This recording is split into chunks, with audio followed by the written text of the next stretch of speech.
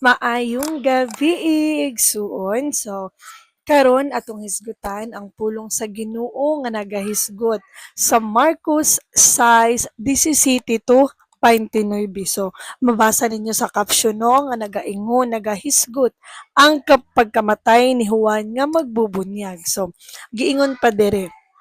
Si Herodes mismo nagsugo sa pagpadakop kang Juan ug pagpagaid kaniya didto sa bilangguan. Gihimo niya kini tungod kang Herodias nga iyang gipangasawa bisan og si Herodias asawa ni Felipe nga iyahang igsuon.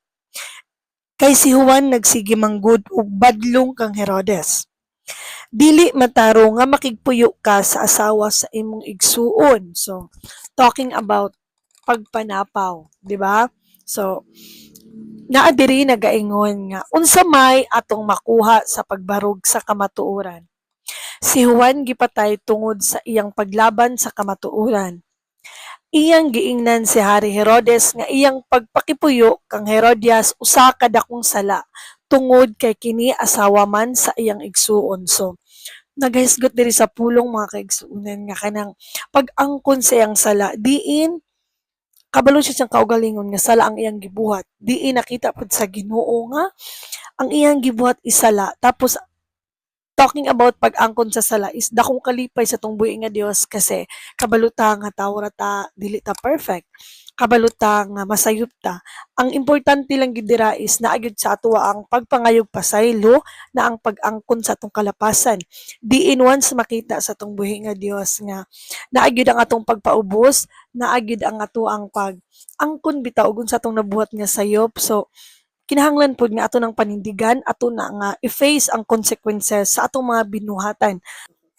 Sa pulong igsuon nagahisgot nga si Juan gipatay and apan nadawat nila ang dakong ganti sa langit. Nindot ang panultihon nga people can change the truth but the truth can change people. So, di ba kanang from the word ba nga kanang bisan tuo dili ta perfect, naalang gid sa ato ang pagbarog sa kamatuoran ba nga kanang ato na nga nabuhat, ato na giangkon which is bisan unsa atong ginabuhat nga kanang sayop naay man gid nay consequences nga balos. So we are blessed nga nakadungog ta ani nga pulong karon kay giawhag ta sa tong buhi nga Dios nga dili maayo gyud pod ang 'di ba ang pagpaghimo og pagpakasala. Dili maayo nga atong buhaton ang pagpanapa o dili maayo nga naa sa tong kaugalingon ang pamahimong selfish, ang pagbarog sa dili maayong butang.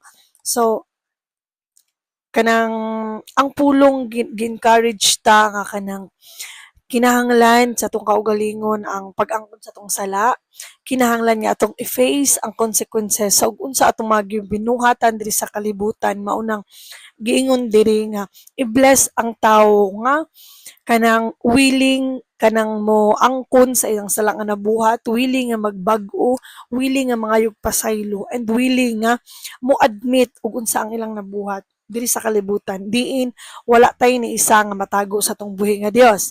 Diin nagahisgot sa pulong nga ang ulo ni Juan is giputol kay tungod mao ang gipangayo sa dalagita nga diin makaingon ta ba sa pulong nga kanang God really make a way, makaingon ta sa pulong nga kanang once will ni God is will jud ni God diin kanang let the people realize ba og kanang ug unsa na imong gibuhat na gyud kanang balos sa imuha.